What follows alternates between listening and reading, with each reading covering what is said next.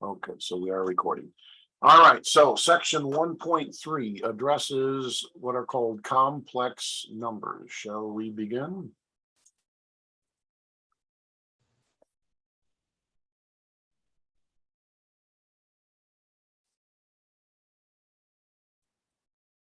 Okay.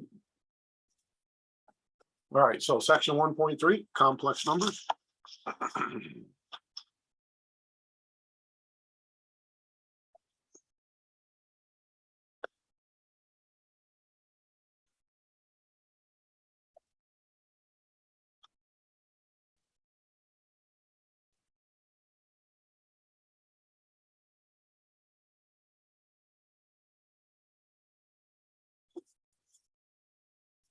All right.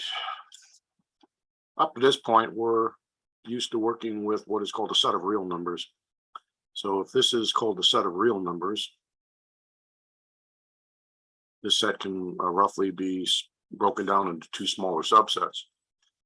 That consisting of the set of rational numbers versus a set of irrational numbers. Smaller subset embedded inside a set of rational numbers is a set of integers.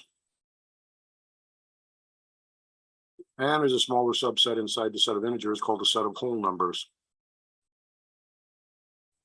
Would you believe there's a smaller subset inside the set of whole numbers called a set of natural or counting numbers? Natural numbers or counting numbers. But ladies and gentlemen, there is a larger set that basically engulfs the set of real numbers. It's called a set of complex numbers. And if you go onwards and you get into the computational sciences, it's very wise to have touched base with complex numbers, because oftentimes equations have complex or non-real solutions. They have imaginary solutions or complex solutions. And when you first run into complex numbers, they seem somewhat fictitious, like what could they ever be used for? Where would they ever, find any use? Well, you're going to have to kind of trust me when I say this, but when you do get into the computational sciences, complex numbers do surface. They surface in studies involving like heat transfer or fluid dynamics or aerodynamics, also working in electrical engineering. Complex numbers do surface when solving various equations. In fact, when you're working with AC current or voltage, alternating current or voltage, oftentimes you talk in terms of something called impedance. Impedance is analogous to resistance in DC current and voltage. And impedance, ladies and gentlemen, can be actually graphed as a complex vector in the complex plane. Okay. So complex numbers do have applications in the computational sciences, and for that reason, you need to touch base with them. When we start solving quadratic equations in the next section this afternoon, we will discover that some of the equations do not have real solutions. They have complex solutions or imaginary solutions. And for that reason, we need to come to grips with these new types of numbers here. Okay. All right. Well, let's also look more specifically at what I just said here. If I was to solve this second degree equation for x, I would probably want to take the square root of both sides of this equation and take the positive or negative square to the right side, in which case I would get two solutions. Positive 1 or negative 1 would be the two solutions to this equation. Do we agree with that? That positive and negative 1 would be the only numbers that satisfy this equation? We buy that? All right, but what if we have x squared is equal to negative 1? Now, if we try to solve this equation the same way by taking the square root of both sides, the problem is we run into the square root of negative 1. And ladies and gentlemen, if you try to take the square root of negative 1 on your calculator, that's going to be a serious issue. Okay, so it's not going to be a real number. So this is not a real number anymore. This is a real number, the square root of 1, but this is not real. There are many equations that do have non-real solutions. Okay, they're called imaginary or complex number solutions. So for that reason, we're going to look at these types of numbers in this section here. All right, by definition, I is equal to the square root of -1. I is called the pure imaginary unit in mathematics. Pure imaginary unit.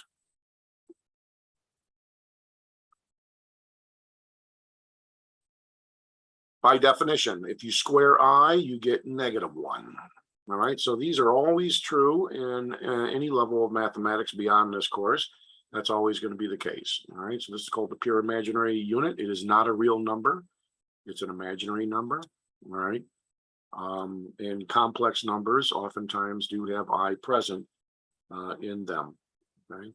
Another thing that we need to look at is if I have a number b, which is greater than 0, and if I then take the square root of like a negative number, negative b, well, look what we can do here. We can negotiate this by saying this is really the square root of -1 times b. Using the product rule of radicals, I can break this up into the square root of -1 times the square root of b. But ladies and gentlemen, what is another name? What is another name for the square root of -1? I. It's I, right? Okay, so therefore, this is going to be I times the square root of b. All right, so this is worthwhile noting that if you ever take the square root or an even root of a negative number, you can always bring the pure imaginary unit out, I, and then it's times the square root or the even root of the positive of that number. All right.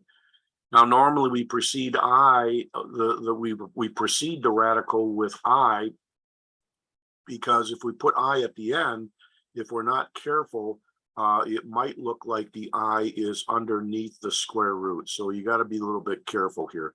If you put I at the end, I should never appear underneath the square root. So for that reason, to avoid this possible confusion, we put I in front of the square root usually, okay? If you insist on putting I after the square root, then just make sure that it's obviously clear that I is not underneath the square root, okay? Very important there.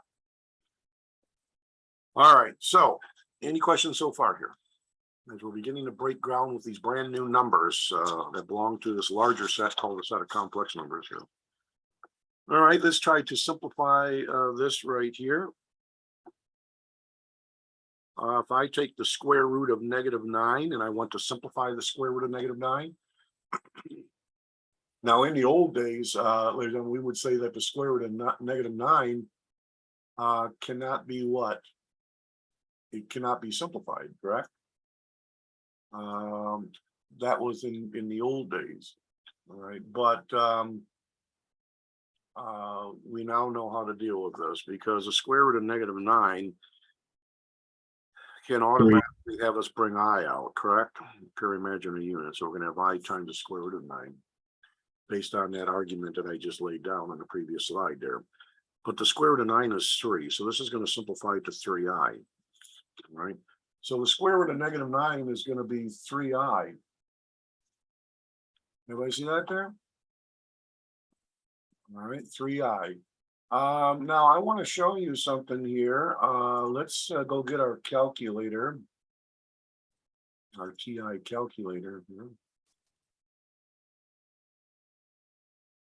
And I want to show you what's going on with this here. Okay. All right, if I hit my mode button at the top of my calculator here, we can see that my calculator presently is in real number mode. You go down here and notice that real is selected here. I'm going to toggle my machine from real number mode into complex mode, but I'm going to do that in a second. I'm going to hit second mode to quit here. Remember, my machine's in real number mode. If I try to take the square root of like -9, okay, what is my calculator going to report?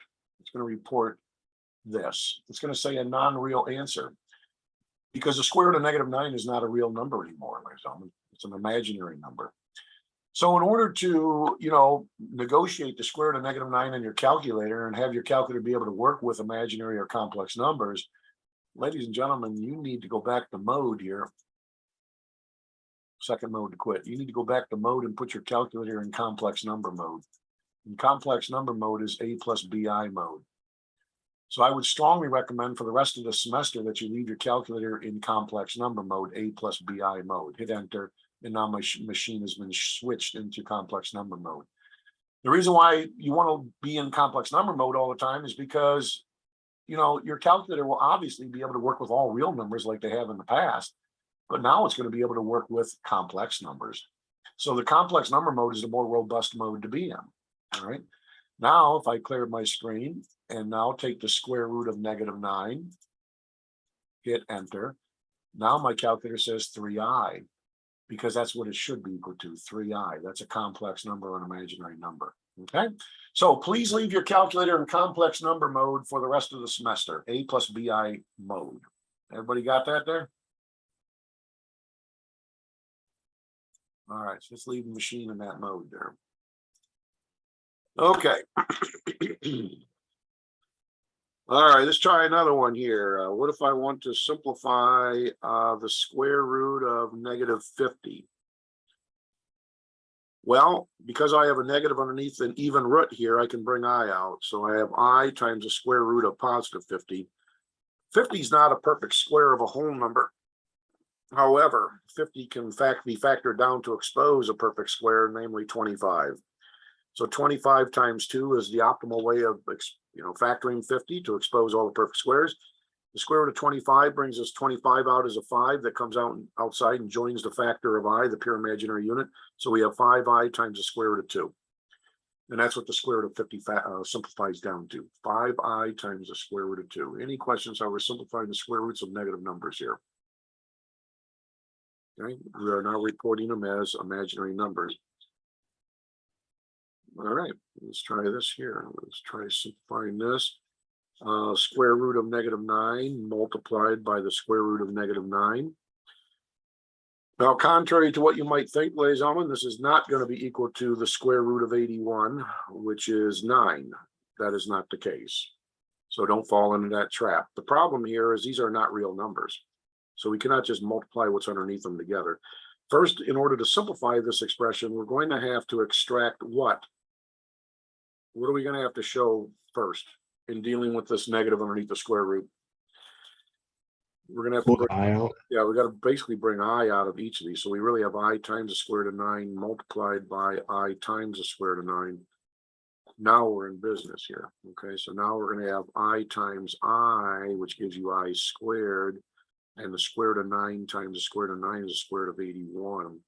The square root of 81 is 9, so we have 9i squared. But by definition, what's I squared? What was I squared? -1. -1. So therefore, this simplifies down to -9. So therefore, the square root of -9 multiplied by itself is really equal to -9. Everybody see what's going on here? All right, so if you ever have a square root of a negative number, make sure you bring out I first. Let's try this one. The square root of -50 divided by the square root of -2. Again, we cannot divide directly yet because we do have negatives underneath the square root. We need to address that. So out comes I first. So we have I times the square root of 50 divided by I times the square root of 2. Now that we brought I out, these i's reduce to 1, and we're left with the square root of 50 divided by the square root of 2. Using the quotient rule of radicals, I can rewrite this as a square root of 50 halves, which reduces down to the square root of 25, which is just 5. So that expression simplifies to 5. Any questions how we are simplifying square roots of negative numbers by bringing out I here? I have a question. Yeah. So the i's canceled out? Yeah, the i's just reduce here. Oh, okay. They just reduce them. All right. So ladies and gentlemen, just remember, if you ever have a square root of a negative number, make sure you bring I out first before you start, manipulating that expression in any way. All right. Okay. Now, so what is a complex number? I showed you what the pure imaginary unit is. What in general does a complex number look like? Well, in general, this is what a complex number looks like. It looks like A plus BI in general. Okay. A and B are just real numbers. I is the pure imaginary unit. Okay. Now, A here is called the real part of the complex number. The real part. BI is called the imaginary part. for obvious reasons, because it has the pure imaginary unit I attached to it. This is called the imaginary part. When a complex number is written in this form, we say that it's written in standard form. So this complex number is written in standard form. Oftentimes, we always like to write our complex numbers in standard form. That's just a mathematical custom. That's the way answers are presented at the back of any textbook involving complex numbers, usually in standard form, A plus BI form. All right, so let's dive right in here. Let's see if we can simplify 3, subtract the square root of -100. Now, specifically, I want to not only simplify this, but I want to write the answer in A plus BI form. So let's write our final answer in standard form. We're going to take this and write the final answer in standard form. Okay. Now, we have the square root of -100, so we're going to have to bring out I. So therefore, this is 3 minus I times the square root of +100. But the square root of 100 is 10. So this is really 3 minus 10I. And there we go. We are done. This is in the form of A plus BI. Okay. That's good enough. Now, you could have also said 3 plus a -10I, but I'm going to leave it as 3 minus 10I. That's good enough to say it's in this form. All right. Any questions how we wrote this number, complex number, in standard A plus BI form?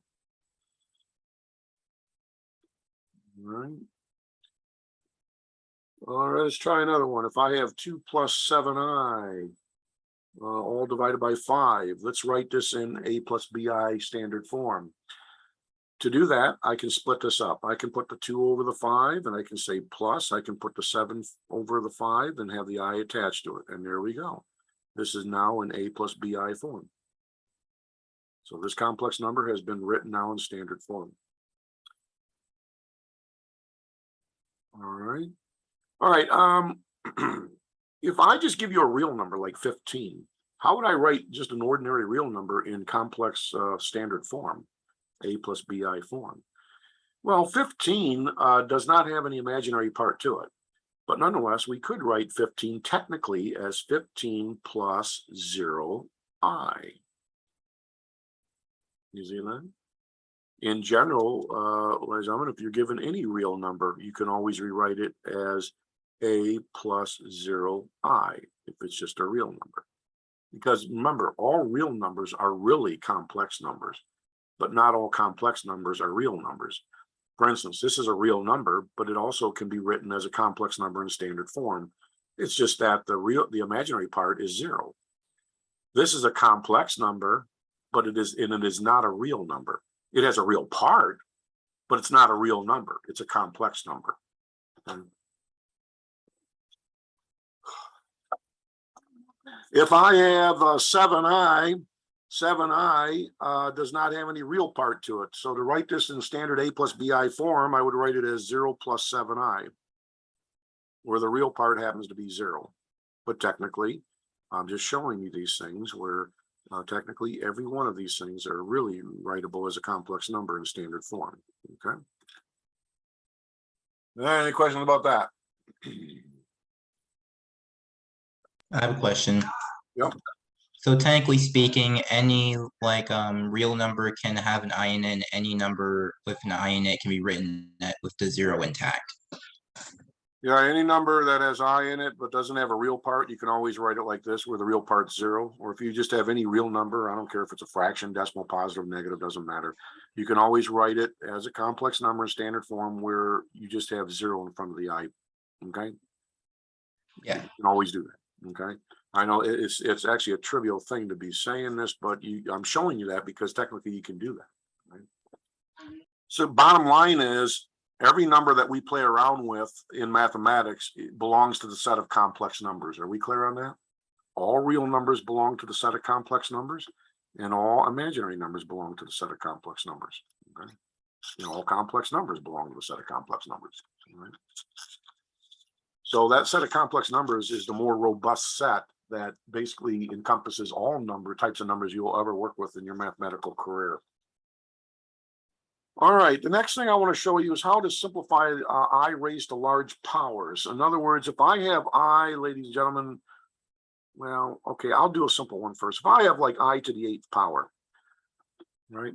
What would this really simplify down to? Do you agree that I could rewrite I to the 8th power as really I squared times I squared times I squared times I squared? Isn't that true? But each of these I squareds is replaced with -1. So this is really -1 times -1 times -1 times -1. And -1 times itself 4 times gives you a +1. So we can really simplify down I to the 8th power down to +1. But boy, that sure seemed like a hassle, didn't it? To have to, break this I to the 8th power up and I to the 2nd power to the, multiplied by itself 4 times. There's got to be an easier way. And there is. We want to ask ourselves, how many perfect squares of I are sitting in I to the 8th power? To determine that, take 2 and divide it into 8. 2 divides into 8 4 times with nothing left over. So there are 4 perfect squares of I in I to the 8th power. Therefore, knowing that, I could have rewritten I to the 8th power as I squared to the 4th power. Anybody buy that there? But I squared is -1. And so what's -1 to the 4th power?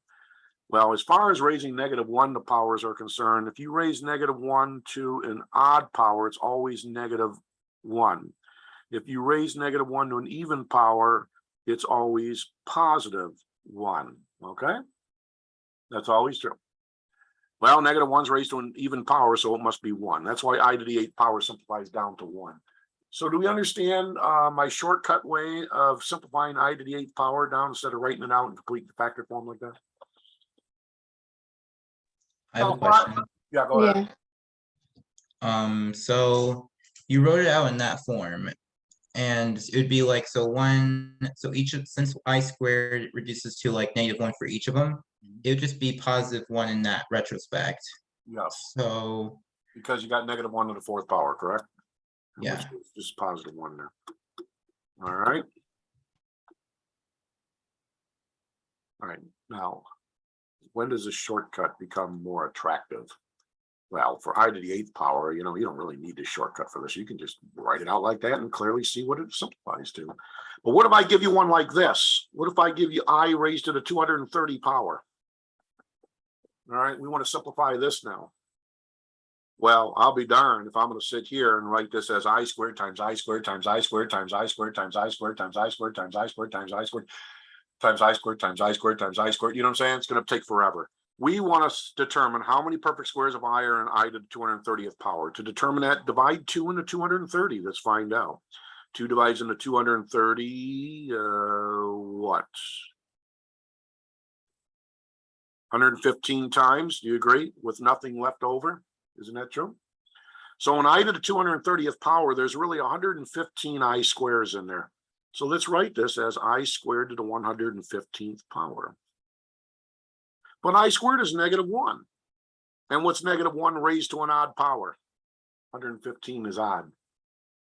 Must be, oops, right here, must be -1.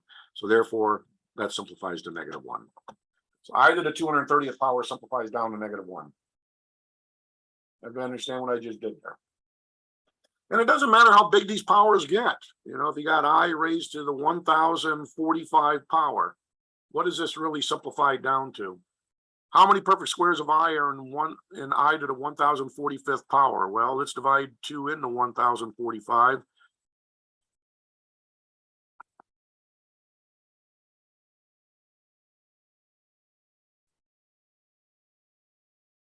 And we discover that there's 522 perfect squares of I in I to the 1045 power with 1 I left over, 1 I left over. So I can rewrite this as I squared raised to the 522nd power times a lonely I left over. Okay. So I squared raised to the 522nd power times a lonely 1 I left over. But I squared is -1. So we have -1 raised to the 522nd power times I. -1 raised to an even power, 522 is even, is going to give you +1. And +1 times I is I. And there you go. So that's what I raised to the 1045th power, 45 power reduces down to, is just I there. Is that making any sense, ladies and gentlemen, what we're doing here? I have a bit of a question. Yeah. So is there a way to do it without using long division? Yes, if you take 1045 and, you know, you just divide that, you know, by 2 on your calculator. Let's just try that out quickly here. So if I take, 1000, if I take 1045 and divide it by 2, I discover that the whole part of the decimal is 522. You agree? So there's 522 perfect squares of I and I raised to the 1045 power. But there's also a decimal portion left over. So watch this. If you subtract off the whole part, 522, that leaves you with the decimal portion. Take the decimal portion now and multiply it by 2, and you'll discover that there's 1 I left over. Everybody see that there? So there's 522 perfect squares of I and I raised to the 1045 power with 1 I left over. Does that make any sense? What just happened? Yeah. Okay. All right. So, you know, you can use your calculator. Yeah, you don't have to do long division if you don't want to here. I'm just, you know, it looks more obvious as to what's going on when you do this, but you can use your calculator. Just remember, if you got a decimal portion, make sure you multiply that decimal portion by 2 to determine how many I's you got left over. Okay. All right. Next thing, ladies and gentlemen, is how do we add and subtract complex numbers? Well, just like real numbers can be added and subtracted, complex numbers can be done so also. If I have a complex number a plus bi, and suppose to this complex number I want to add some other complex number, maybe c plus di, how do we do it? How do we add complex numbers together? Well, we are only justified in adding kind of like parts together. So I can add my real parts together, a and c can get added together. And then I can add my imaginary parts together. B can get added to D. And there you go, ladies and gentlemen. That shows you how we can add complex numbers together. Notice you can only add a real part to a real part and an imaginary part to an imaginary part. You cannot add a real part to an imaginary part. You can't do that. Likewise, to subtract complex numbers, it works essentially the same way. So if I have some complex number minus some other complex number here,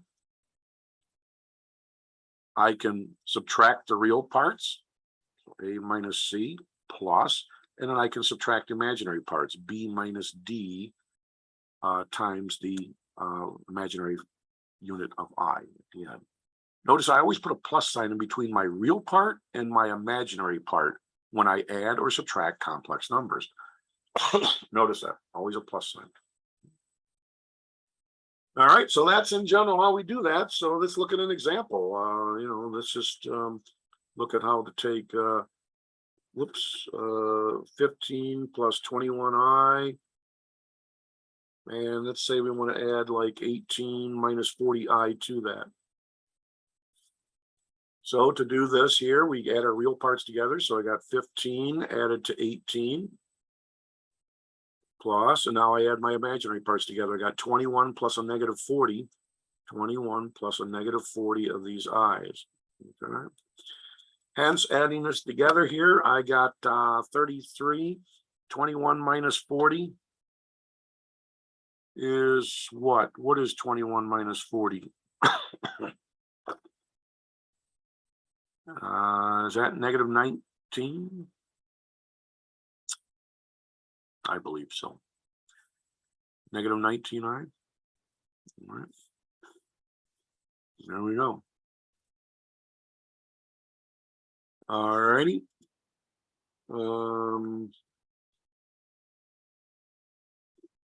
know, and you can use your calculator to check your answer too. Let me show you how you can add and subtract complex numbers on the machine. Now, in order to do this, you have to be in complex number mode. Make sure you go to your mode setting and put your machine in A plus BI mode, or else you won't be able to do any of this. All right, so let's take 15 plus 21i here. So we got 15 plus 21.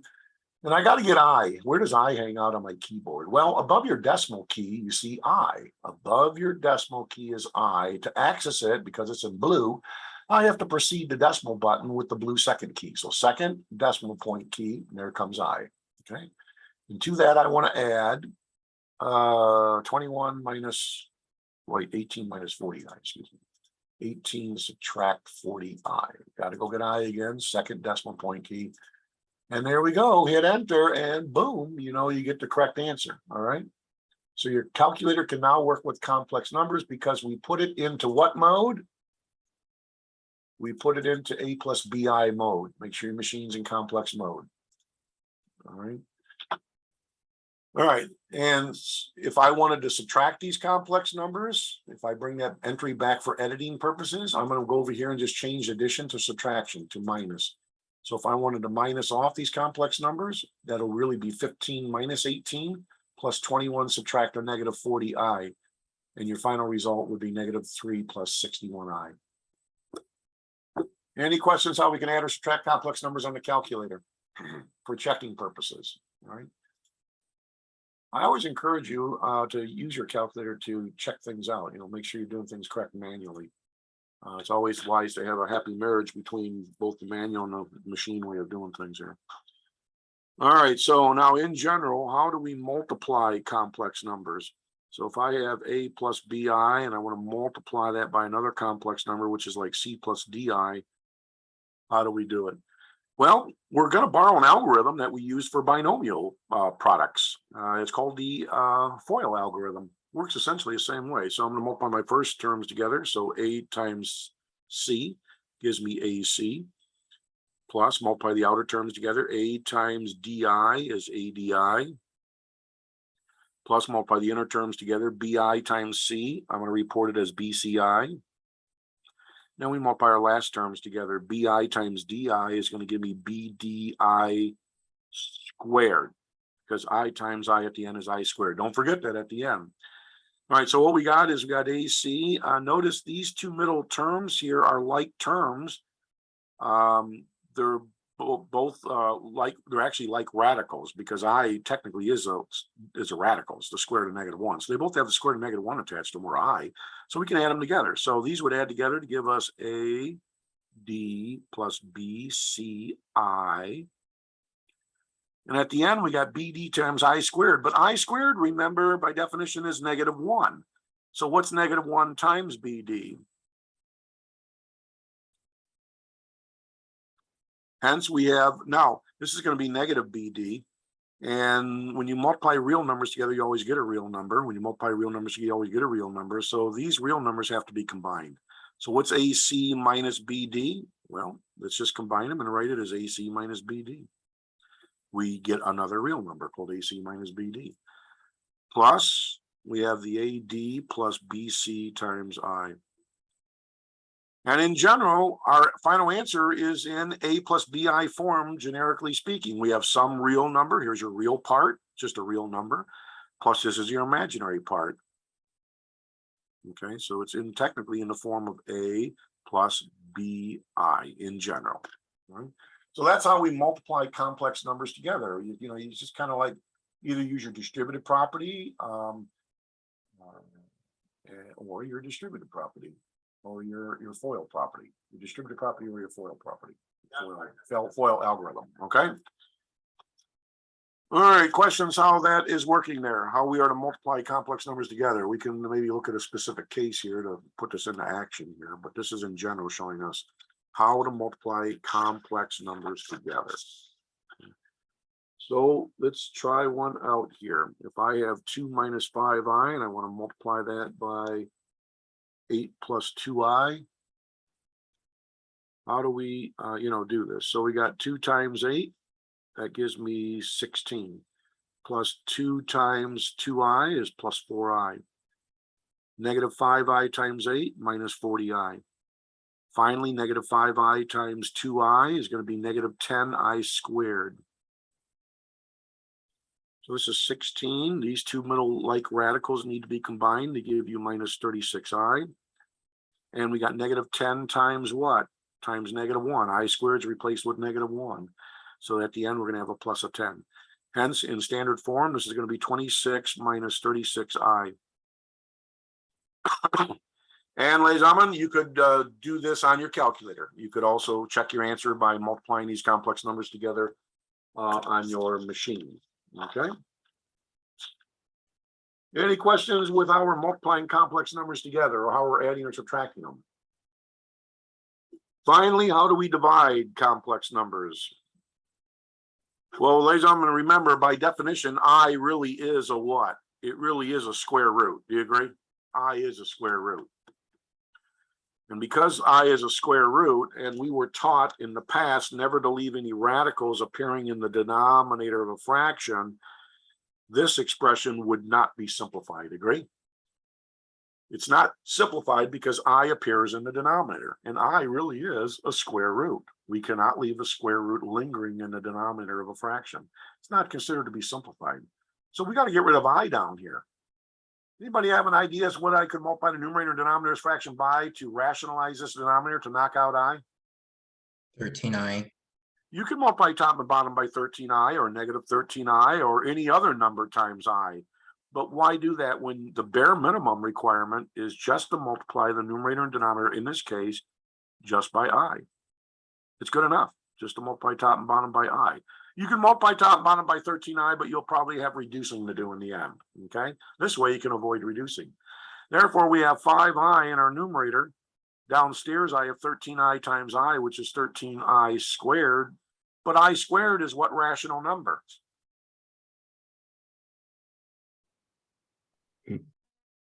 -1, isn't it? So therefore, I now have 5i over -13. And I have rationalized my denominator.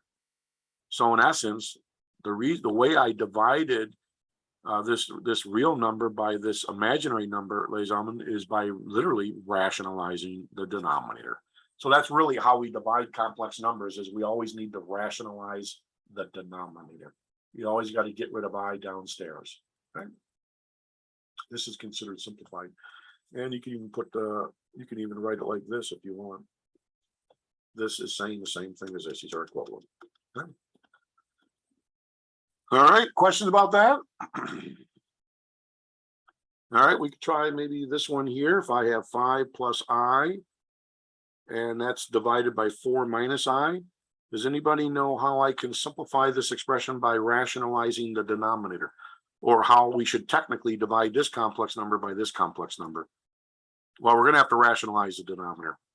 And what's going to get rid of I in our denominator? Is I good enough if I multiply the bottom and the top by I? Well, if I multiply the denominator by I, that'll take care of this, because I times I will turn us into I squared, which is -1. But then you also have to multiply I by 4, and I will pop up in this term as 4i. That's not going to help. I's not good enough. No, we got to multiply the top and bottom of this fraction by something called the conjugate.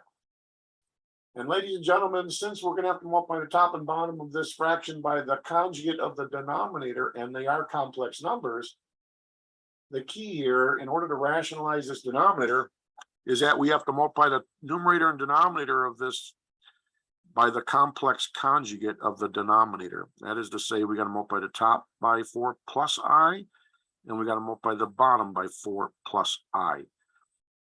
4 minus I and 4 plus I are called complex conjugates of each other. Okay. So here we go with the numerator. What's 5 times 4? 20. Plus what's 5 times I? 5i plus I times 4 plus 4i plus I times I plus I squared.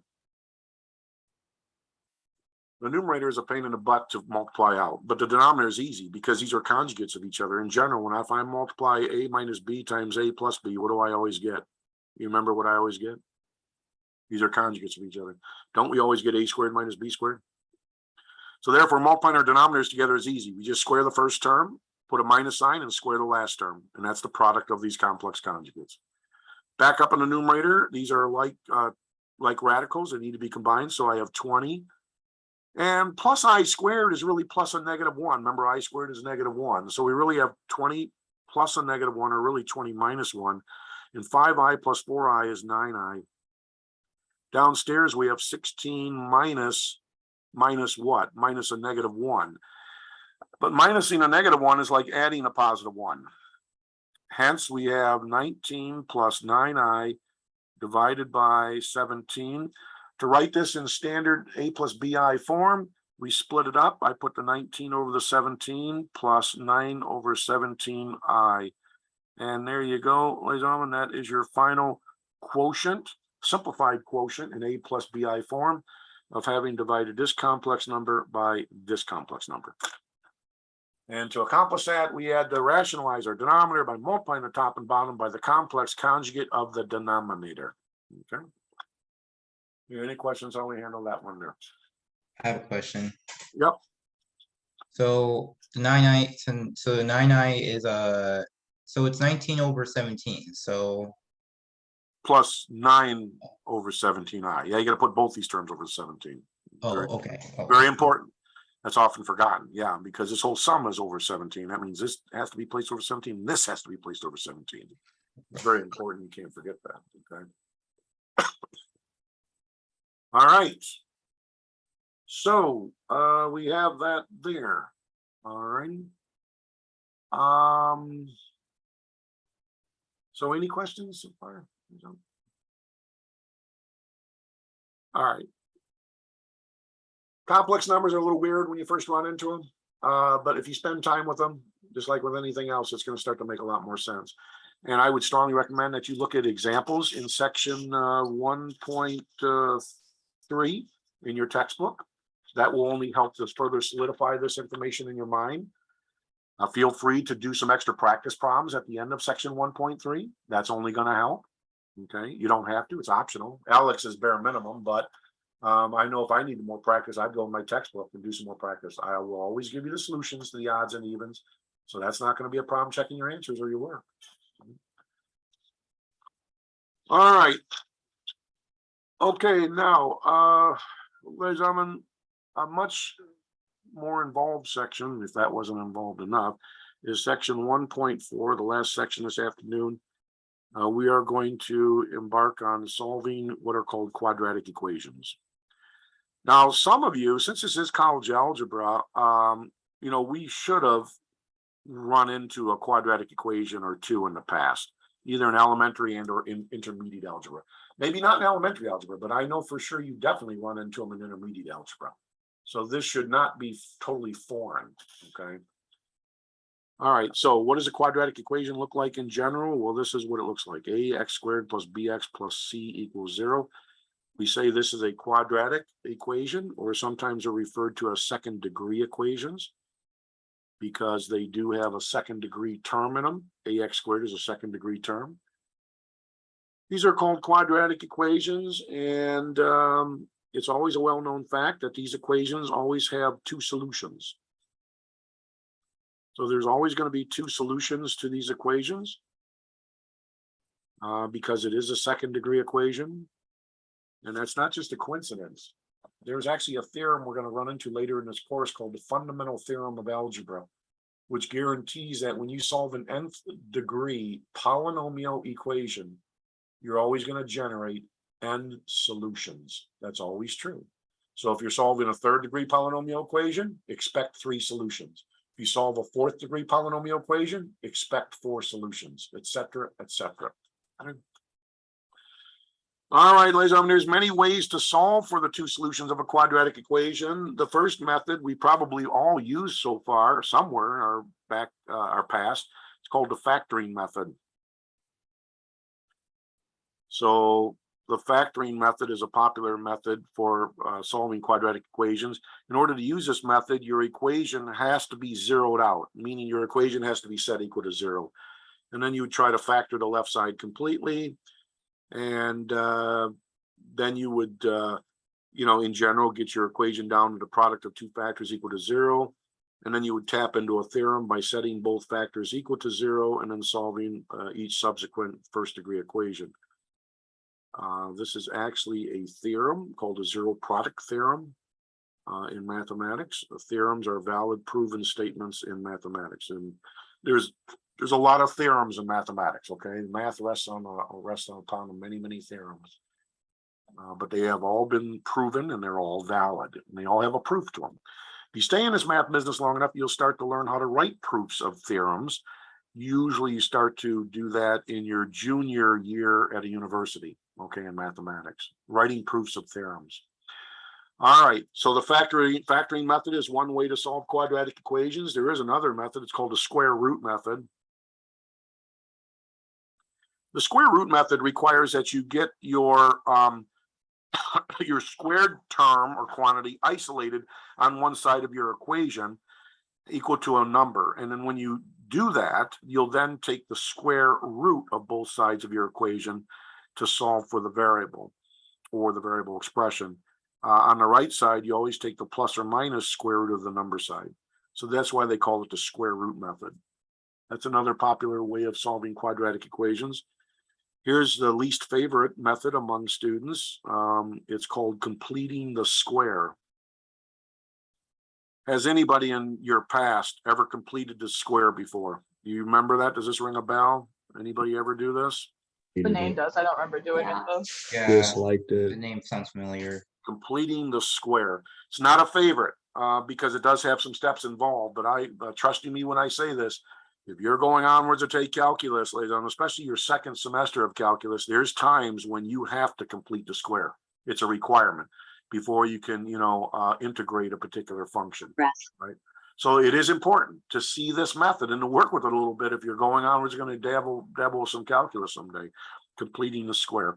We'll show you basically what that's all about. Another technique that is a major favorite among students is called the almighty quadratic formula. Anybody remember that one?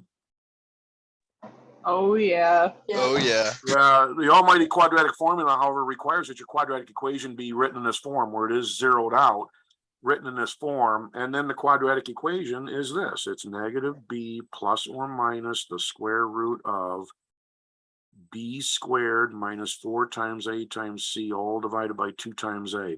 That is called the quadratic formula. It can solve any quadratic equation that is set equal to 0. And you're probably wondering, where does the quadratic formula come from? Did it just drop out of the sky? No. Ladies and gentlemen, the quadratic formula is made possible by, you ready for this? Completing the square on this. By completing the square on this, the quadratic formula comes into existence. And in your textbook, in section 1.4, your author goes through the details of showing you how to complete the square in general on this to eventually arrive at the quadratic formula. It's all there on the page. Every step is shown. If you get some extra time, I would strongly recommend, especially if you're going to maybe go onwards into mathematics, maybe write some proofs someday, it would be wise just to see how the quadratic formula comes into existence by completing the square on this. Okay. All right, there is one last method. It is kind of like a numerical method in the sense that if you use your graphical calculator can approximate solutions to a quadratic equation. Solutions are really called x-intercepts in that particular situation, or they are called zeros, all right? We will put this under the microscope in the near future in this course when we start showing ourselves how to factor very large polynomials in using what's called the fundamental theorem of algebra, and also using what's called the rational zero theorem and making use of a tool called synthetic division. Okay, so these are all the techniques for solving quadratic equations: factoring method, square root, completing the square, quadratic formula, and some sort of a numerical technique or a graphical method using your graphing calculator. All right. So we're going to try to look at least one of each type here for each method. And the only way you get good at this is by doing a bunch of problems. You know, that's how you become very good at and proficient at math, is by doing a lot of problems, giving yourself a lot of looks. All right, so we're going to try to solve by factoring here. And we got x squared is equal to 8x. Now, in order to solve this quadratic equation by the factoring method, first of all, we have to zero this equation out. So I have to drag this 8x over to the left side by subtracting it from both sides. And when I do that, I will finally have my equation set equal to 0. The next step now is to ask ourselves, can we factor this left side? That's why we call it the factoring method. Can I factor this? How can I factor this left side here? Take out an x. So we factor an x out, leaving behind x minus 8. Notice that is the complete factorization of my left side. Now we can tap into that zero product theorem because we have the product of two factors, variable factors, that's equal to 0. That theorem then guarantees that one and or both of these factors therefore must be equal to 0. So I can set x equal to 0, and I can also set x minus 8 equal to 0. And now we just solve both resultant equations. This is the simplest equation you'll ever solve. There is one of your solutions, x equals 0. The other solution is going to come from solving this equation for x. So we add 8 to both sides, and we get another solution that says x is equal to positive 8. And we're done. We have found the two solutions to this second degree or quadratic equation. They are 0 and 8. That's called the factoring method. Do you remember having done that somewhere in the past? Okay. Yeah.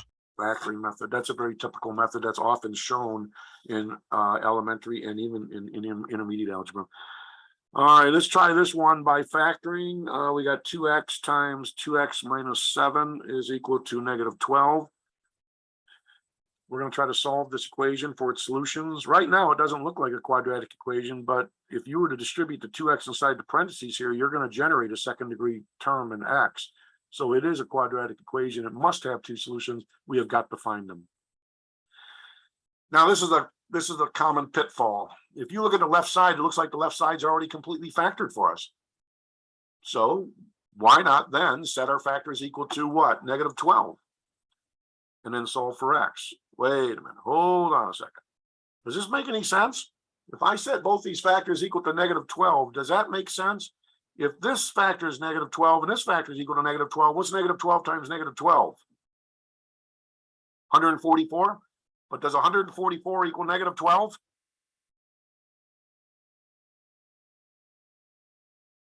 Does negative 12 times negative 12, if I set these factors equal to negative 12, equal to negative 12? Is that true? No. That's called baloney. All right. That's totally false. Now, the only way we set our factors equal to something is if that something is what on the other side? It's 0, correct? We got to get this equation set equal to 0.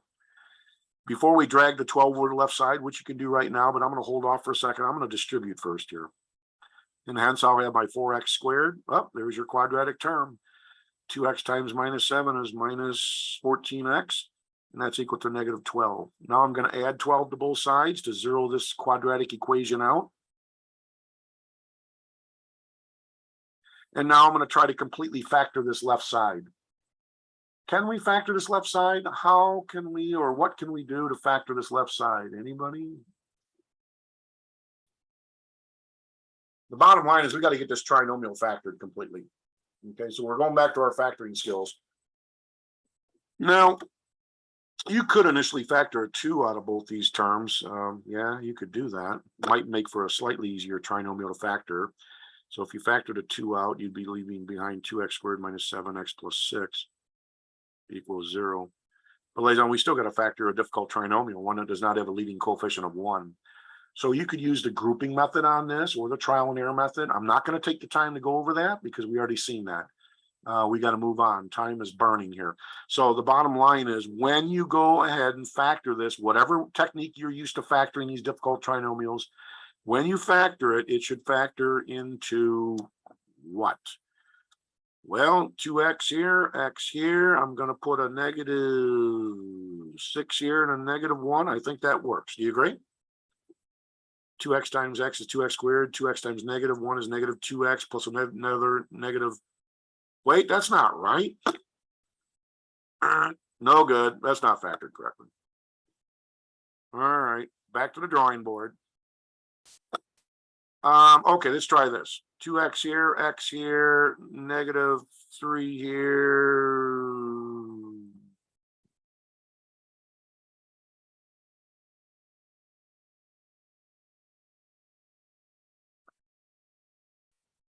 Still not right. 2 times 2x here, x here. All right, here we go. What are factors of 6 here? 1 and 6, 2 and 3, correct? Okay, so let's see here. So I'm thinking 4 and 3. So yeah, negative 2 minus 3. I think that works now. Let's just check into it. 2x times x is 2x squared. 2x times -2 is -4x, plus another -3x is -7x, and -3 times -2 is 6. Good, that's completely factored now. All right, now we set our variable factors equal to 0. Don't waste your time in setting 2 equal to 0.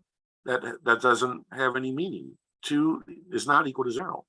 The only way this left side could be 0 is if any of these variable factors are equal to 0. So we set them equal to 0. And we discover that 3/2 is one of our solutions. Setting the other factor, x minus 2 equal to 0. Solving for x, we get 2 as another solution. And we're done. So we have our two solutions. They are 3/2 and 2. So we solved that quadratic equation using the what method? The factoring method, correct? The factoring method. And those are your two solutions.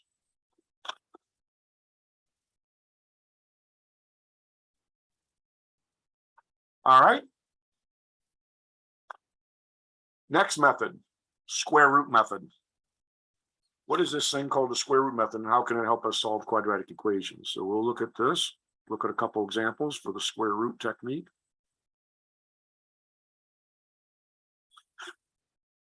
All right, so basically we'll jump right in and try to solve this quadratic equation for u. All right, so we want to solve this quadratic equation by demonstrating the square root method.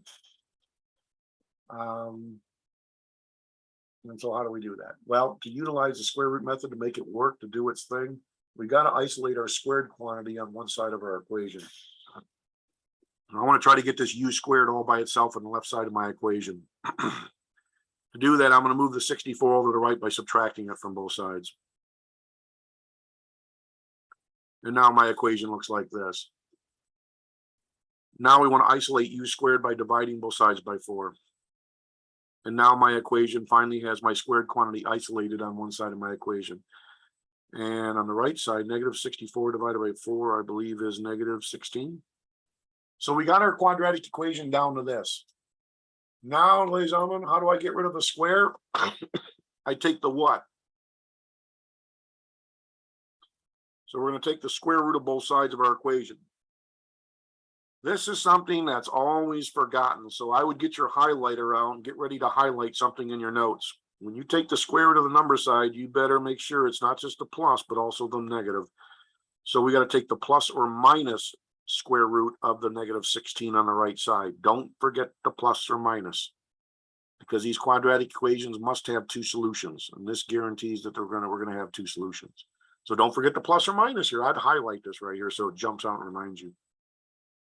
All right, so therefore the left side simplifies down to u, and the right side, we got to bring out I. Do you agree? Got a negative number underneath the square root. Now what's the square root of 16? 4. So your two solutions to this quadratic equation are going to be plus or minus 4i. There's your two solutions to this quadratic equation. They happen to be non-real solutions. They're imaginary solutions. All right. So one solution is positive 4i and the other one is negative 4i. And so you could write it this way. You could split this up. U equals 4i or u equals negative 4i. This is a more compact way of saying this. Okay, more compact way of saying that. I'll let you in on a little secret. There's also a theorem we're going to run into later on in this course that guarantees that if any polynomial equation has complex or imaginary solutions, the theorem says that they always occur in conjugate pairs. They always come in conjugate pairs. So if 4i is a solution to a polynomial equation, automatically another solution has to be the conjugate, negative 4i, has to be. That's a theorem that guarantees that. So we have a lot of beautiful theorems we're going to be looking at in the near future in this course. Really powerful theorems that enable us to do things that we could not even think of doing in elementary/intermediate algebra. Okay. All right, that's the square root method. I'll maybe show you one more. All right, let's try this. Solve by square root. 2 times w, quantity w minus 5 squared plus 5 is equal to 23. And I want to solve this quadratic equation for its two solutions. Why am I even calling this a quadratic equation? I don't see W squared anywhere. Do you see W squared anywhere? Why is this a quadratic equation?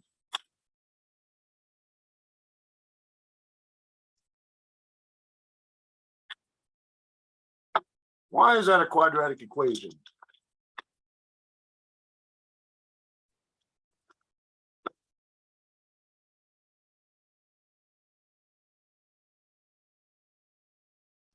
Well, if you square the W minus 5, that's where you get your W squared from. You got it, exactly.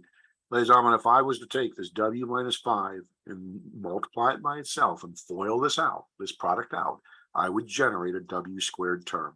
And that qualifies this, therefore, as being a quadratic or second degree equation. That's why it must have two solutions. Do we want to multiply this out? The answer is you could do that, but that's a waste of precious time. Let's not do that. Instead, let's try to isolate this squared quantity on the left side of my equation. To do that, first, I will move the 5 over to the right. Subtract 5 from both sides. 23 minus 5 on the right side is what, 18, I believe? Divide now both sides by 2 to isolate this squared quantity on the left side of our equation. Hence, we now have W minus 5 quantity squared is equal to 9. And now it's ready for the square root method. So now we just take the square root of both sides of this equation. Square root of the left and the plus or minus square root of the right side. Don't forget that plus or minus. That's a killer. It's easy to forget. The left side simplifies down to W minus 5, and the right side simplifies down to plus or minus 3. Finally, to solve for W's two solutions, we add 5 to both sides. Notice how I'm going to add 5 to the right. Instead of saying plus or minus 3 plus 5, I'm going to put the 5 in front of the plus or minus 3. That's just as accurate as saying plus or minus 3 plus 5. You can do this. The 5s drop out here, so we're left with W equal to 5 plus or minus 3. I would expect you to go a little bit further and actually, simplify these down. So one solution is going to be 5 plus 3 or 8. And another solution is going to be 5 minus 3 or 2. And you now have your two solutions to that quadratic equation. They are 2 and 8. And we use the square root method to solve it. Is this square root method making any sense here? The key is first you must isolate your squared quantity equal to some number, and then you take the square root of both sides, but don't forget to take the plus or minus square root of the number side. That is the square root method in a nutshell. Okay. All right, so that's called the square root method. I think I showed you enough now of that to propel you towards success with that technique. And now, ladies and gentlemen, we must demonstrate the least favorite technique among all of us, called the completing the square method. But again, if you're going onwards into mathematics, especially calculus, you have to know how to complete the square. You don't do it all the time, don't get me wrong. The whole course is not completing the square, but there are moments in calculus when you have to complete the square. It happens, okay? All right, what is this thing called completing the square? Well, let me paint a picture for you. If I give ourselves a binomial to work with, like 1x squared plus bx, where b is just some real number. I can always transform a binomial into a very special type of trinomial called a perfect square trinomial, which is always factorable, by adding a very special term to this binomial. But what is that special term we add this binomial to accomplish that? Well, what we do is we take the linear coefficient, which is this number b, whatever b is, and we take half of b. Now, there's two ways to take half of b. You could multiply b by 1/2, or you could divide b by 2. These are saying the same thing. Okay. Normally, I take the linear coefficient and divide it by 2. But there's something else you got to do, though. You have to then square that number. By adding the square of half of the linear coefficient to this binomial, I will transform this binomial into a very special type of trinomial. This is now called a perfect square trinomial, and it can be factored. Therefore, it's x squared plus bx plus b over 2 times b over 2 is b squared over 4. But ladies and gentlemen, this trinomial is a very special type of trinomial. It can always be factored now. That's why we complete the square on a binomial, so that we can arrange for a factorable trinomial to come into existence. So this trinomial now will factor into identical binomial factors. What did I square to get b squared over 4? I squared b halves. Do you agree? So b halves will be the last terms of my binomial factors. Since these are identical binomial factors, heck, we can just say it's x plus b halves quantity squared. And there you go. So again, if we have a binomial, we can always add the square of half of the linear coefficient to it to transform it into a trinomial that can always be factored into the square of a binomial. That, in a nutshell, is demonstrating the usefulness of this completion of the square method. Okay. So let me give an example. Suppose I had a trinomial, a binomial that looks like this: x squared, let's say minus 8x. What number would I add to this binomial to transform it into a factorable trinomial called a perfect square trinomial? I would have to take half of what? Half of the -8. That's to say -8 times 1/2, or -8 divided by 2. And I have to square that number. When I do that, I have created a very special type of trinomial called 8x squared minus 8x. This is going to be -4 halves and -4 squares. -4 times -4 is plus 16. Ladies and gentlemen, this trinomial is factorable now. It's a perfect square trinomial, and it factors into, what did I square to get 16? I squared -4. Do you agree? -8 divided by 2 is -4.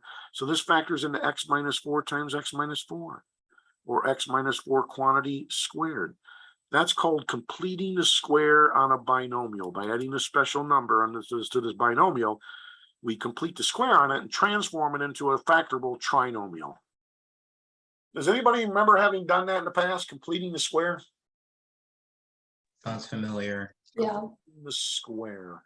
It's not a favorite, but it is, like I said, there's moments when you have to, utilize it in higher level math. We can use this completing the square property on a binomial to solve quadratic equations.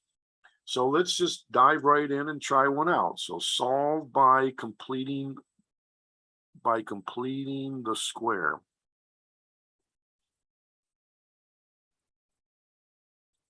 So we're going to try to complete the square on this binomial, this quadratic equation in order to solve it. And okay, and so I will give us one to play around with. Here we go. Y squared plus 22y minus 4 is equal to 0. So we're going to try to solve this quadratic equation by using this new technique called the completing the square method. I have a question. Why couldn't we just use the factoring method on this? Because completing the square seems like a real hassle. Well, I have a question, ladies and gentlemen. Can we factor this trinomial? Is it factorable? Are there two factors of -4 that add up to 22? No. They don't exist. There's no way we can even factor this. Now, we don't even know how to factor a trinomial like this yet. We will later on in the course, but we don't know how to do that now. So we would say this is non-factorable at this point in time. So therefore, the factoring method fails. That's gone. Square root method fails because what term ruins me using the square root method? What term in this equation spoils my ability to use the square root method? Your middle term. That's right. It's the linear term right in the middle, that y term. That's the big problem. If I didn't have that y term, heck, this would be easy. I just add 4 to both sides and take the square root of both sides to generate my two solutions. But that's in the way, and that's a big problem. Okay, but we're going to show you by completing the square on this quadratic equation how we can eventually bring into play our square root method to take us the rest of the way towards the solutions. All right, so how do we complete the square on this to solve this quadratic equation? First of all, we move the constant to the right side. So I'm going to add 4 to both sides. That's the easiest step. Enjoy that step. So we add 4 to both sides. And now, ladies and gentlemen, comes the time where I actually have to complete the square on this binomial on the left side of my equation. Question, What do I add to this binomial to complete the square on it? Do we remember? What am I going to add to this binomial to complete the square on it? What do I got to do here? Do you remember what we have to add to it always? Half your linear term and So square. we got to, take the linear coefficient, which is 22, and take half of that and then square that number. That's the number we add to our binomial to transform it into that special type of factorable trinomial. But now look at this is in an equation setting now. So if I add a new number to the left side of my equation, I must also add that same number to the right side of my equation to maintain equivalence, because this is an equation setting here. The problems I worked out in the past, these were not equations. This was not an equation setting. This was just an expression, correct? Just a binomial. And I was just showing you how to complete the square on it. But now we're using this completing the square method in an equation setting to solve a quadratic equation. So if you add this number to the left, you must also add that number to the right side of the equation.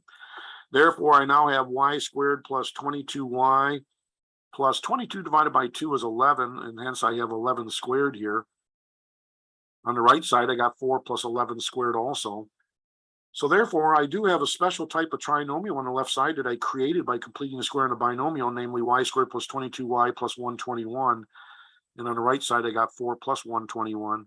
What's so special about this trinomial? Can it be factored? The answer is absolutely yes. That's why we did what we did up here. This is a step illustrating where we're actually completing the square on the binomial y squared plus 22y by adding a special number to it. All right. Yes, it can be factored. It's a perfect square trinomial. In fact, it factors into identical binomials, namely y, and what did I square to get 121?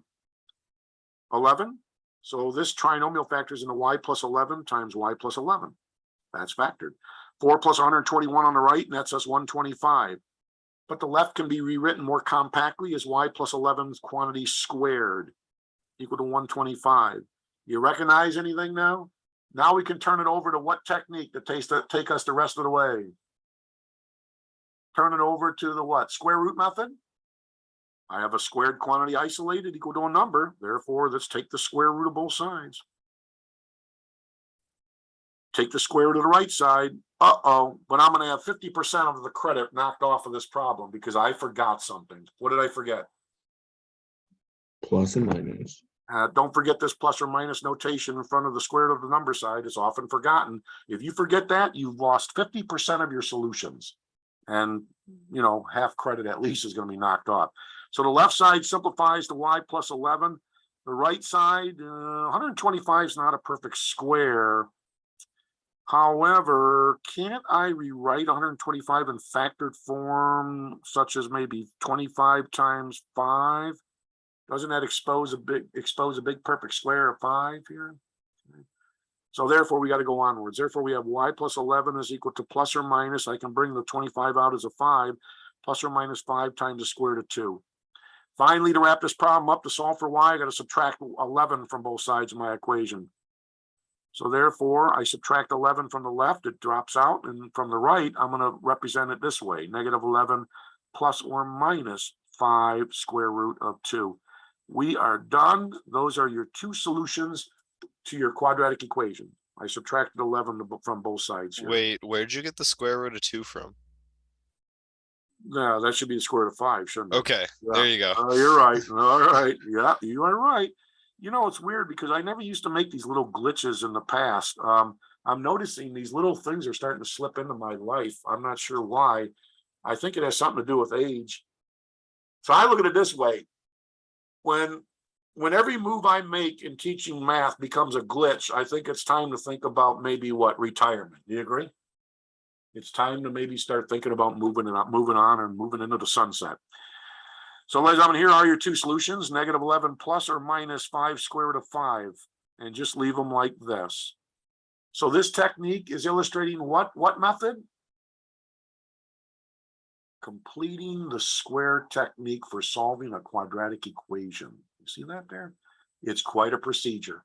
With practice, you're going to get really good at this though, because right now it might look like it's overwhelming.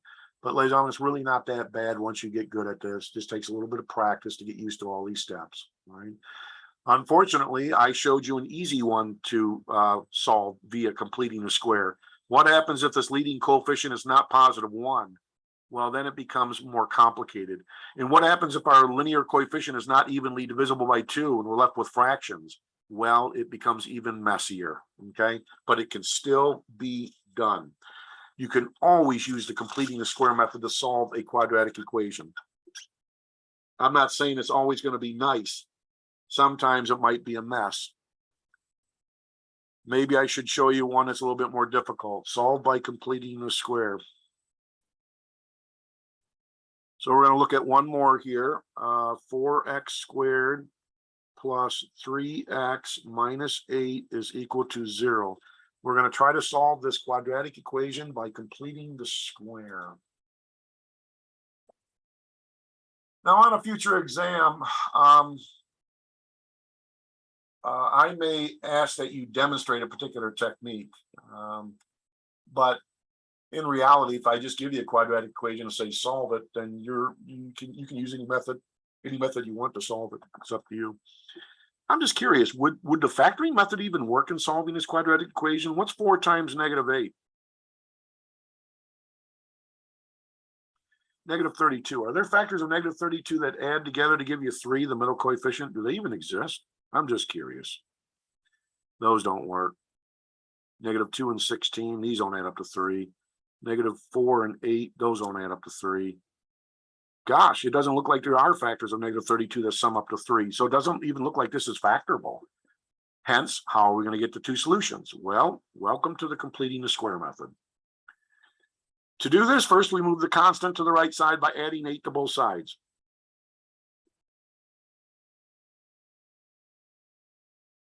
Okay, I'll move that to the right side. Now, ladies and gentlemen, I'm going to have to force, because we don't have a 1 in front of x squared, this is a major problem. So we're going to have to force 1 in front of x squared before we complete the square in this binomial. To do that, I'm going to divide both sides of my equation by 4. That will force a 1 in front of x squared.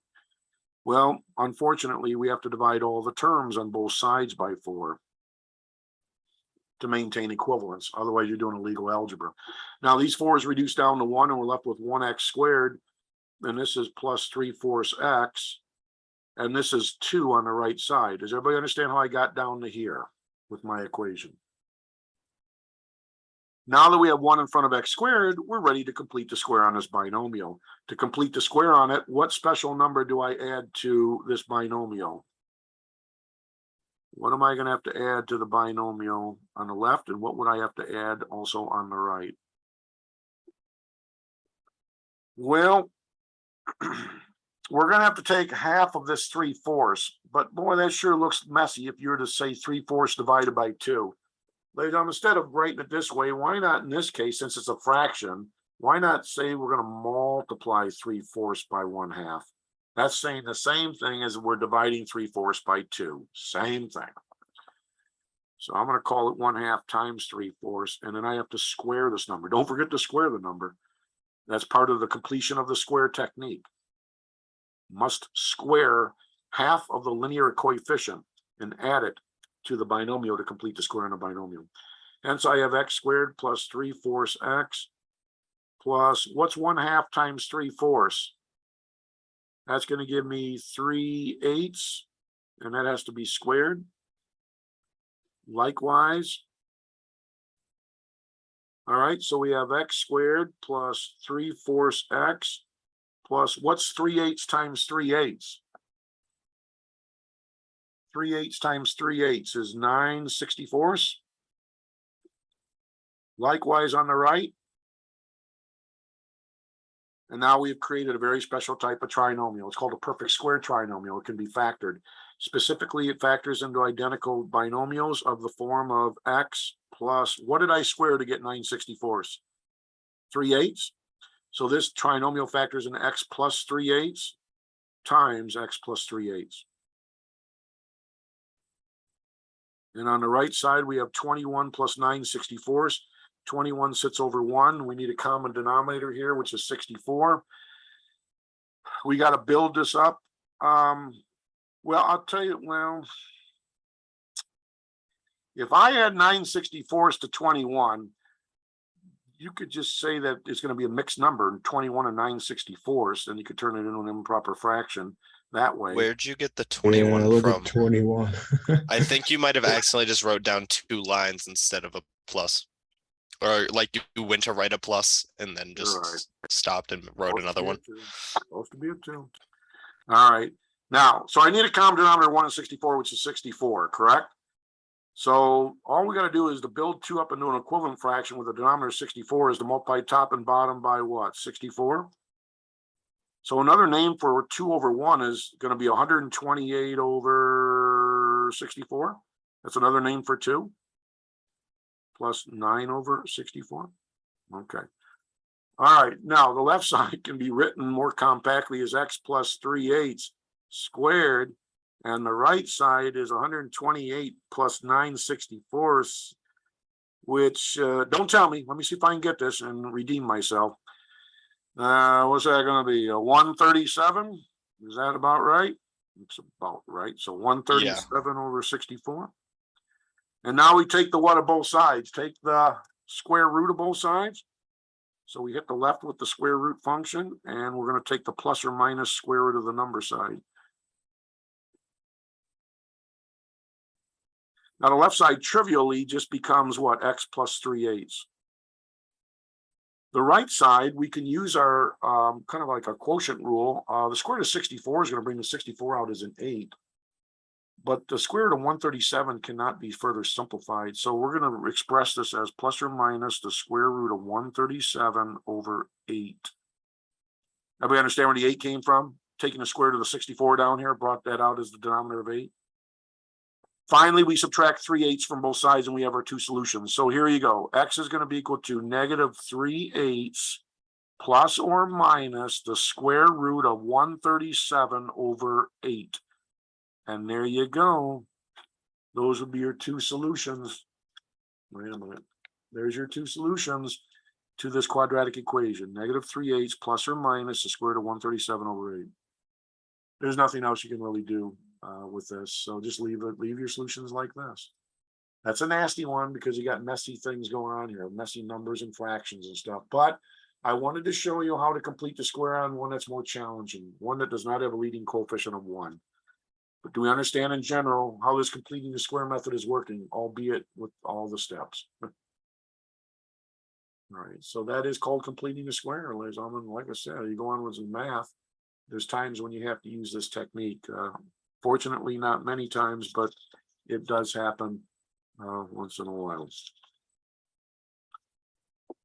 All right, finally, we're going to look at what? The quadratic formula, correct? The wonderful quadratic formula, which bypasses us having to complete the square. Because somebody sat down and took the time to complete the square on this quadratic equation in general. And in solving for x by doing so, they came up and hammered out this very special formula called the quadratic formula. And this quadratic formula will solve any quadratic equation as long as the quadratic equation is set equal to 0. You can always use this formula to crank out your 2 solutions.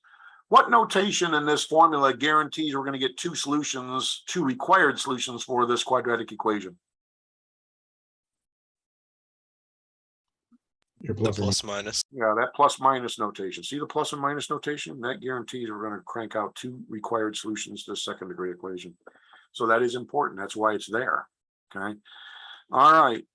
Now, the quadratic formula is pretty simple. As long as we get our quadratic equation set equal to 0, all we got to do is identify A, B, and C, substitute the numbers in place of A, B, and C in the formula, and just go through the arithmetic and crank out our 2 solutions. It's that simple. I'll tell you what, let's try the one we just solved where we laboriously went through the completion of the square method. Let's see if we get the same solutions over again by solving this again, but this time using the quadratic formula, okay? So we're going to solve by quadratic formula.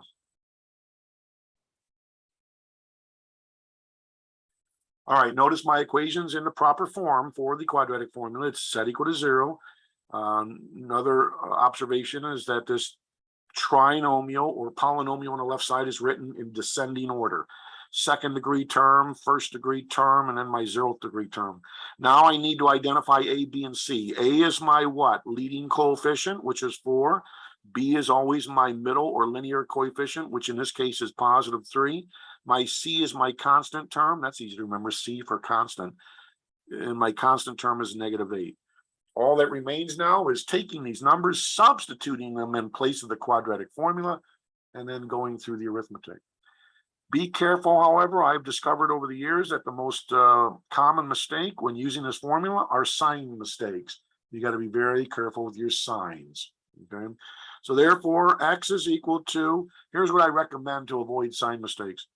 Wherever you see this A, B, and C in this formula, replace it with parentheses. So I got the opposite of something that's going to drop in for B, plus or minus the square root, something that's going to drop in for B squared, minus 4 times something that's going to drop in for A, times something that's going to drop in for C, all divided by 2 times something that's going to drop in for A. By using parentheses, this will help stay off sign mistakes. Okay, so the opposite of B is what? 3 plus or minus B squared, B being 3, minus 4 times A being 4, times C being negative 8. Divided by 2 times A being 4. There we go. We properly substituted in A, B, and C, and now it comes down to arithmetic. Okay. So with the opposite of 3 is negative 3 plus or minus the square root of 3 squared is 9.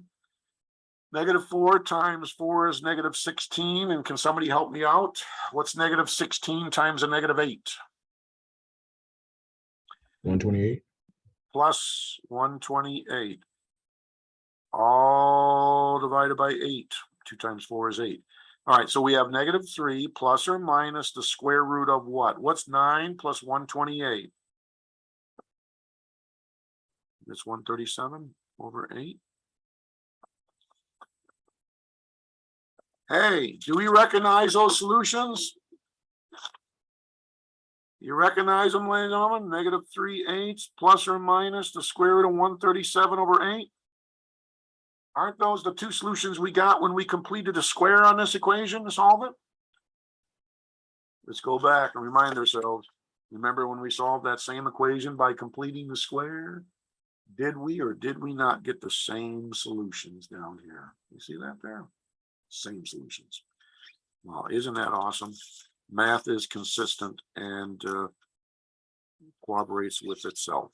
Okay, same solutions, but you got to admit the quadratic formula is a lot more direct. Another thing is your calculator, your TI-84 calculator is a programmable calculator.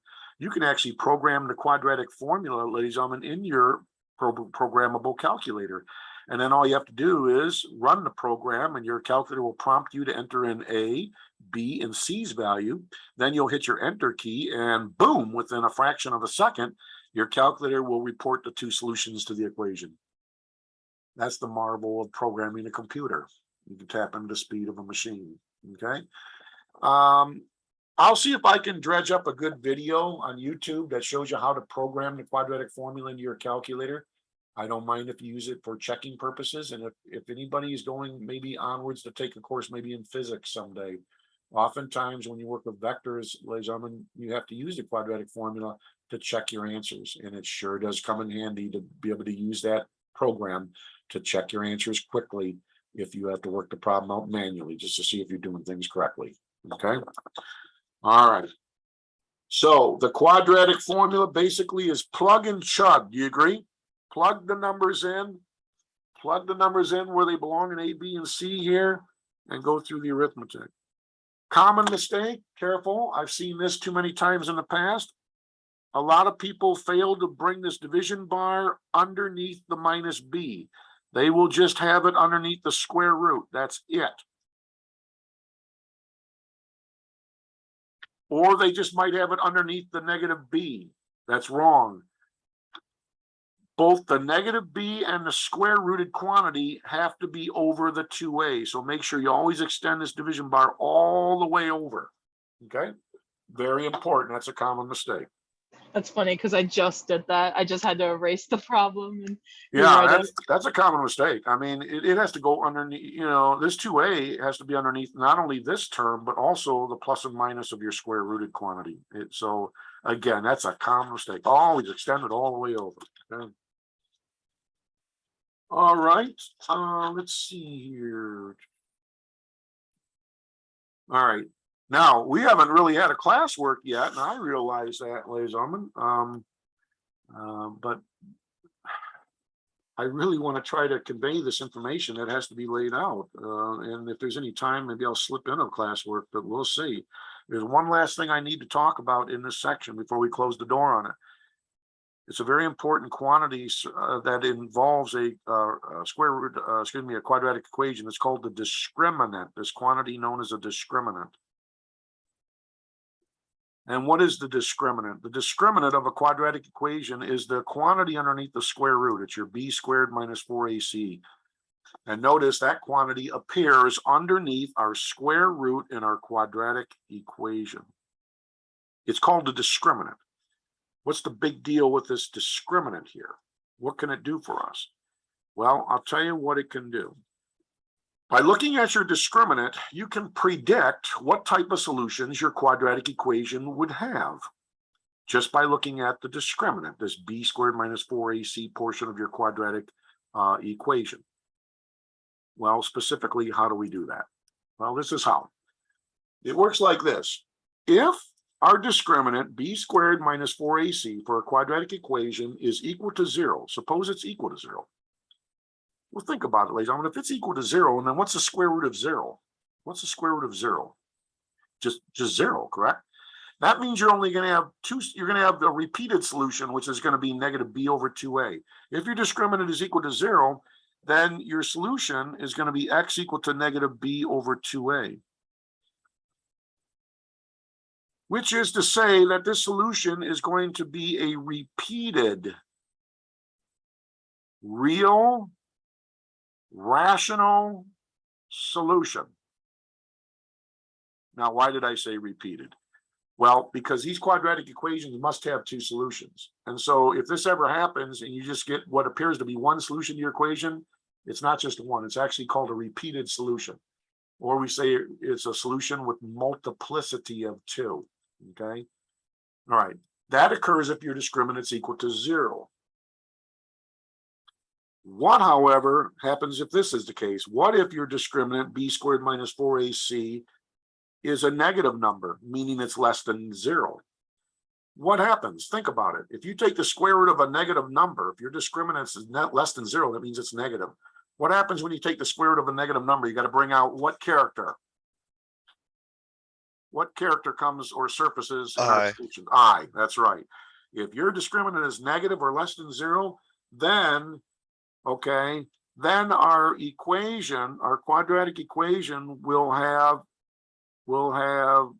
two complex conjugate solutions. Now, when I say complex solutions, that means I will be present in the solution. I will be, present. Okay, in your solutions. All right, there's one other scenario. So far, I've shown you what happens when your discriminant's equal to 0 and when it's less than 0. What do you think the other scenario is? What if your discriminant is what? Greater than 0. Okay. What happens if it's greater than 0? But wait a minute, there's something else. If it's greater than 0, meaning positive, and suppose for case I, it's a perfect square. So what if my discriminant's positive and also a perfect square? Well, think about it. If it's positive and a positive number in a perfect square, that means you're going to get rid of your square root. It'll disappear because you're taking the square root of a perfect square. That means in that case, you're going to have, so in this case, your equation, therefore, this implies that your equation will have two unique means not the same, different, two unique real rational solutions. But, ladies and gentlemen, what if your discriminant's positive, and what if there's another case II, what if it's not a perfect square? Well, if it's a positive real number, okay, but not a perfect square, then the ramifications of that is the fact that the square root will not disappear. Because when you take the square root of a positive non-perfect square number, do you agree you cannot get rid of the square root? It has to hang around. So that means your equation will have, it's going to have two unique real, there's still going to be real solutions. You're not going to see I, but they're going to be not rational numbers. They're going to be what? Irrational numbers, meaning the square root will be a part of your answer. Solutions. That means the square root will be present in your final solutions. So there you go. This discriminant can help us predict what type of solutions our quadratic equation would be expected to have just by looking at the discriminant. There's this quantity called b squared minus 4ac. It can tell us quite a bit as to what type of solutions to expect. And of course, you could then confirm that by actually solving for the two solutions by using one of our aforementioned techniques. Okay.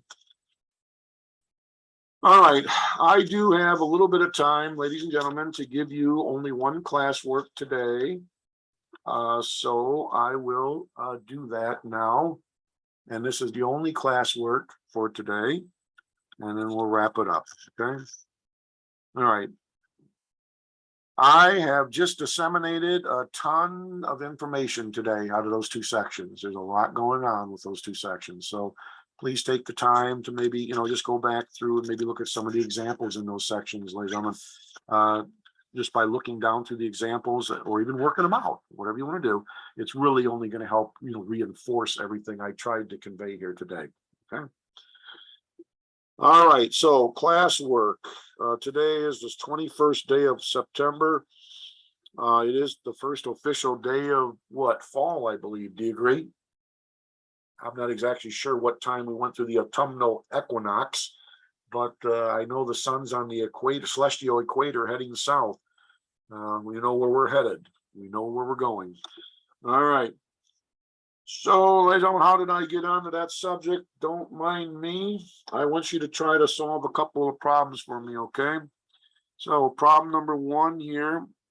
I want you to solve t plus 4 quantity squared equals 24 using square root method.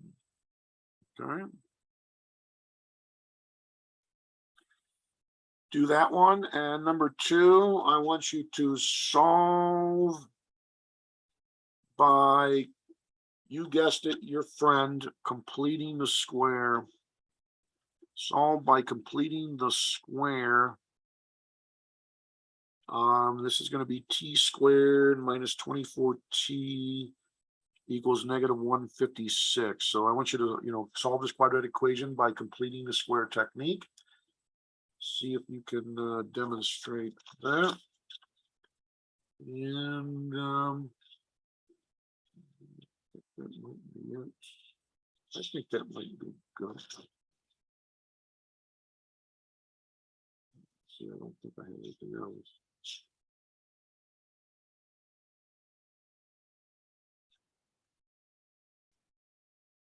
All right.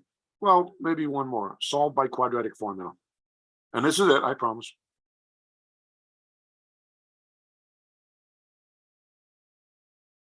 Solve by quadratic formula. Negative 5d plus 2 is equal to negative 6d squared. Okay, solve that quadratic equation by using the quadratic formula. There you go. I think we might have just enough time to finish this, okay? So see what you can do with that. Just try to do something with it. You can look back through your notes, your book, whatever it takes.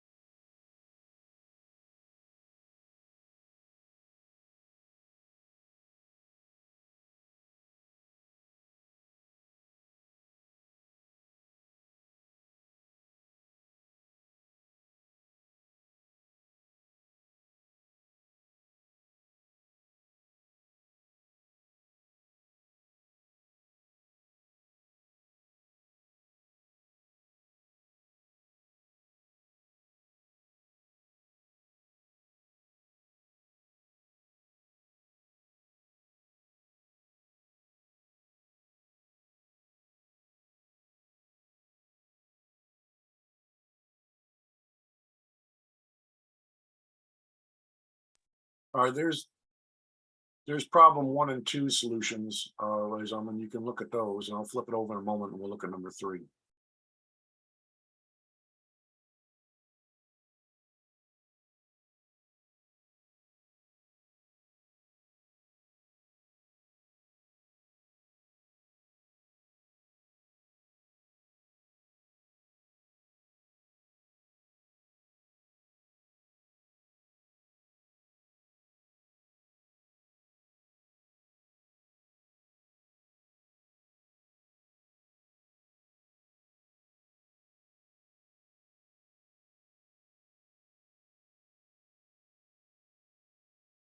By the way, did anybody get any of these solutions for 1 or 2? Can you kind of like confirm my work also?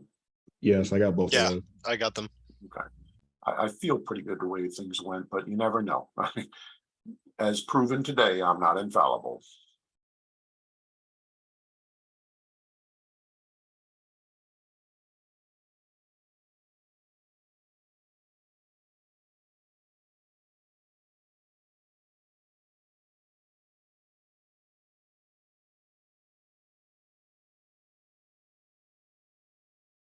Okay. Feel free if you want to just, even snap a picture of these solutions. It's up to you. Write it down or take a picture of it or whatever. I don't mind that. The point of all these class works and are to, so that we can learn something. That's what we're here to get something out of this course, right? So I don't care if you take a picture of this or whatever you got to do here. So we can just try to simulate this here. What's going on? All right, number 3 here. I want to at least, show you in case you got a split. This is number 3. First of all, I had to get my quadratic equation set equal to 0. So I had to manipulate it algebraically a little bit, drag things over to one side of the equation. And then you just put things right in your quadratic formula, and these are the solutions I'm getting. Interesting thing occurs here. When you got plus or minus, you got a negative in the denominator. Ladies and gentlemen, these signs absorb each other. These signs absorb each other, and a positive divided by a negative is still going to be a what? Negative. And a negative divided by a negative is still going to be a positive. So you can get rid of that sign. Just get rid of it because it absorbs into the plus or minus anyways, plus or minus. All right, anybody get those solutions? Yeah, I did, but you could just leave it all over 12, right? Since you're using This would be, okay to leave your answers like this. I'm just showing you this because your author usually likes the A plus or minus BI form, correct, in general. So I'm just showing that you can split that up like that, okay? All right, but yeah, on an exam, I'm not going to mark it wrong if you leave it like this. All right, I'm just saying if you check your answers in the back of our textbook or the solutions I provide, they may have it in this form here.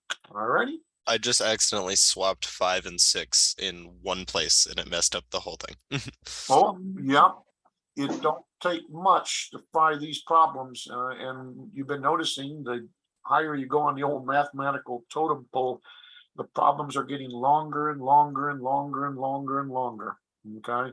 I had a professor that once said, we all know what BS means. Okay. MS means more of the same. PhD means piled higher and deeper. I'll never forget that. It was a little funny saying he told our class. Bless his heart, he passed away this last spring. He was also responsible for putting the geology lab together at Mott Community College. Anybody on the first floor of the Gorman building walk in a geology lab? Just curious. Anybody? No, I haven't. If you ever get a chance, it's awesome. You got to walk through there and look at the specimens of minerals and rocks he collected from all around the world. And he actually helped to unearth a mastodon in Michigan. And they have the skeletal remains of that mastodon. Really amazing person. His name was Chester Wilson. I had him for physics back in the 1980s at Mott Community College. An awesome person. Sorry to see him pass on. What a great legacy he left behind, though. All right, ladies, I'll stay on the line for a couple